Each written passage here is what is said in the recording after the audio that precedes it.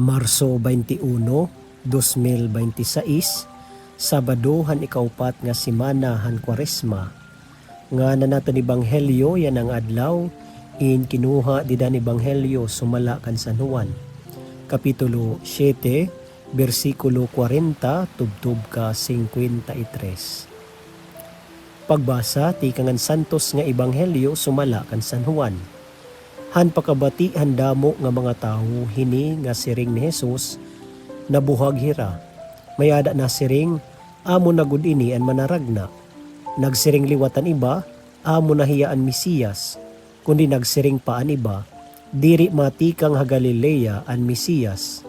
Nasiring ang kasuratan nga magiging tulin ni David an Mesiyas. Ngan matataw ha Bethlehem an bungto nga ginukyan ni David. Sanglit tungod ha iya nagkabuhag ang mga tao. Karuyag magdakop kan Jesus an perahaira kundi waray gud nagpasiparahin pagkapot ha iya.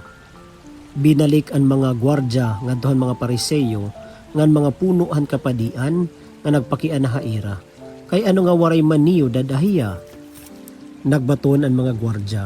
Waray pagud tawo nga naghimang raw hinsugad nga pagyakan hini nga tawo. Nagpakianan mga Pariseyo, nalimbungan baliwat kamuniya, may ada na ba niyo hinbaruan nga usahan mga punuan usa nga Pariseyo nga tinuuha iya? Diri nasabot ini nga mga tawhan balaod ni Moises. Sanglit, ginpahimaraot hirahan Dios. Usahan mga Pariseyo amo hi Nicodemo nga nakigkita hadto kan Jesus. Nagsiring hiya haira. Sumalahan aton balaod, diri kita makakaghukom hintawo kun diri anay naton hinbatian hiya ngan hingkitan kun ano an iya nabuhat. Binaton hira. Aw ngayan taga Galilea kabaliwat usisaha an kasuratan ngan hibabaroan mo nga waray manaragna nga natikang ha Galilea. An ebanghelyo han Ginoo. Pagdayawon ka Kristo. Maupay nga oras mga kabugtuan ko didakan Kristo. Didaan aton ebanghelyo, himbatian naton an diskusyon an eristorya han mga Pariseyo, ngan mga punuhan kapadian, ngan mga gwardya, mahiunong han kinaiya han identity han aton Ginoong Kristo. Ngan mga kabugtuan tubtubyan ang panahon padayon ini giniristoryahan ngan pinamamalandungan naton. Iton usa nga pakiana para hitaton pamalandong, iton pakiana nga nasiring hinuba Jesus para haimo. Maram kita nga gidadamo iton tawag kan Jesus.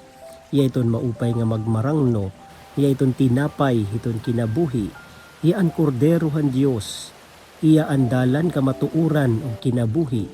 Gintatawag liwat naton hiya nga Emmanuel nga iton karagsignon, iton Diyosahan hiya aton. Jesus amo iton aton magtaralwas ngan manunubos. Iya iton Alpha ngan Omega, iton tinikangan ngan katapusan. Damo lait aton tawag kan Jesus, damo lait aton title ha iya. Pero hinuba Jesus para ha aton. Hinuba Jesus para ha imo. Mga kabugtuan, ano pa man iton aton itawag ha iya, ikita daradara naton iton ngaran ni Kristo. Kay hikita mga Kristiyano. Ngan sugad kan Jesus kinahanglan maging andam kita. Hiton mga konsekwensya, hiton aton pagsunod ha iya. Itaton pagtuman, hiton kaburuton hiton Dios. Nga dida kun nagyayakan kita hiton kamatuuran, dida kun nagbubuhat kita hiton tama, sugadhan eksperyensyahan naton Ginoong Kristo, damo iton mga tao nga makontra ngan diri makarawat ha aton. Diri la pwede nga maging mamingaw la kita. Diri la pwede maging neutral la kita. Kundi permi kita mapanig iton kamatuuran. Maugop kun ano iton tama. Mga kabugtuan, diri kita iton Mesiyas. Kundi hinauton ta nga didahit aton pag-ukoy iton aton pagtuo kitaon hi Kristo. Dida ha aton. Nga buhi iton aton pagtuo ha iya. Didat aton pagbuhat hiton tama ngan pagyakan hiton kamatuoran. Ngan hinautunta nga hiton nga tanan nga aton bubuhaton nga yayaknon. himuon naton diri para pagdayawon ngan parpakan kita hiton aton ikasitawo, kundi buhaton ini naton nga tanan para hiton dugang nga paghimaya ngan pagdayaw hiton ngaran Jesus nga aton manunubos.